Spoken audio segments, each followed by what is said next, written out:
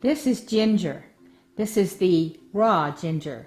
A lot of people have not used raw ginger. Mostly what people use is what they find in the spice section. But this is a very versatile rhizome. It's not a root, it's a rhizome. If you have iris, that's what they have, are rhizomes. But this is a rhizome that we can eat. Ginger originated in China, and China is still the largest producer of ginger, and that's why we associate it with Asian cooking. It is now available in almost all markets. So I want to show you how all the ways we can find it in the store, and then I'm going to show you how to take care of the raw one. So down here I have crystallized ginger. Some people call it sugared ginger. It is ginger pieces that are coated with sugar. Great way to have it. Goes into desserts really well. Makes great tea. So that's that way. Then we also have powdered ginger, which is probably the way that most people use it, because in the recipes, and it's for sweet things like pumpkin pie, and then you can also use it with meats. So it's a very, very versatile spice.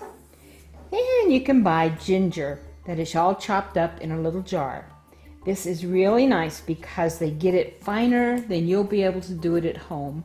So if you don't want any pieces, you don't want to find any pieces in it, this is the way to go. And then there's the raw ginger found in the produce section. Now, a lot of people think of ginger just for the Asian kinds of cooking, but it is actually used in a lot of different ones.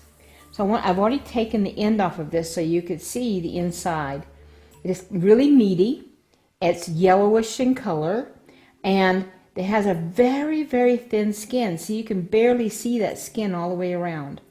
So the nutrition and the taste from ginger is right under the skin, the best place for it. So I want to show you how to scrape off the skin so you don't waste any of the nutrition and especially the taste. So we're going to use this one that I've cut so you can see what I'm doing. But you want to take a spoon. I prefer the tablespoon because of my hands. It's easier for me to use. You could use a teaspoon, but you don't want to use one that's much thicker than this. And you just scrape it off, the skin off.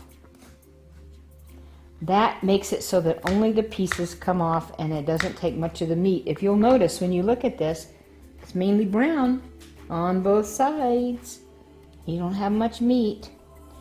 Now, do you always have to peel the ginger? No, you don't. The only time you'd really peel the ginger is if I wanted to use a chunk of it and keep it there, I would take it and be sure that it's scraped off, because if you got this big piece, which you probably would never do one quite this large, but that way it would be it's easier to chew, because you know how it is, skin takes a little more, but it comes off very nicely. Okay. Now, what do you do with it when you want to use it? There's several ways to use the fresh ginger. You can slice it, you can grate it, and then you can dice it. You can also squeeze the juice out of it. I don't do that very much. I find I just put the pieces in. You know how I am, the easy cook. I don't want to do too much work. So I just put the big chunks in and then I take those out instead of juicing it. So I'm going to show you how to slice and dice it now, because it is very wet. It's amazing how much liquid is inside of a chunk of ginger. So let's say we're going to take this piece right here, and I'm going to slice it thinly. If I'm just going to slice it really thinly, I do not need to peel it. And so you just, you follow it. And if you can, I wish you could feel this. This is all very wet, but you see how thin I made that? You can actually kind of see through it. Make it as thin as you can.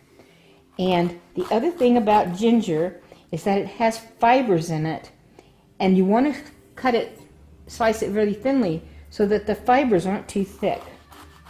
So the thinner, the better. Now, if you get sushi at the grocery store, they will have the pickled ginger, and it's pink. And when they add the vinegar to it, this actually turns pink. They aren't adding food coloring. That's just the way it is. And I wish you could see all the little fibrous. We need a big magnifying glass, but you can see those. Maybe from the side better, but that's all fiber. But if you slice it thinly, it's okay, and you'll be able to chew it up. Okay, then you might want to dice it, make it further, especially if you were to use it in a marinade, you would want to be sure that it's really thin, because then you have more exposure. And so you just stack it, and you do not have to peel it. It will be fine. You can add this to a marinade, and it will make a nice flavor to it, especially for meats. And actually, even for some vegetables, you just keep adding this. And if you do stir fry, you always want to put some of this in, because it makes the flavor of it all. Okay, now the other thing to do with it, most of the time, is to grate it. Now there's a couple of ways to do that. On any grater that you buy, they have big holes, then they have a slicer, and they usually have tiny holes. And you probably go, what in the world are those tiny holes for? They actually are for ginger.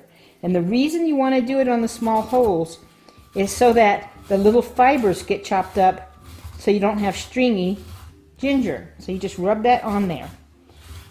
And on the other side is yours. And if you'll notice down here, all of the juice. This is one of the ways you could juice it. You could do this over a bowl and collect the juice. Now, one of my favorite ways to use it is I have my little gadget that I just think is one of the best things ever invented. And I put this in. It's for slicing. You can use garlic or ginger. Don't have to peel it. And then you just slice it up.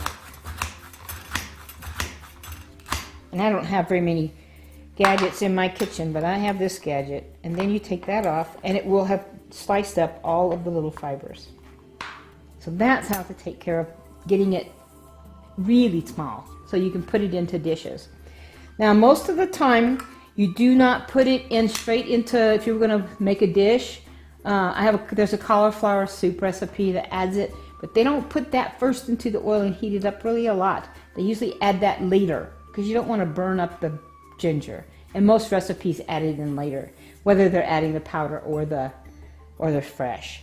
Now, when you're looking for it in the stores, you want to be sure that it's smooth, not wrinkly, not stained, and you take this home. You can leave it at room temperature for almost 3 or 4 days, and there's more ways to store this, and I go through that on my website. This is frozen, and I teach you all that on my website about ginger.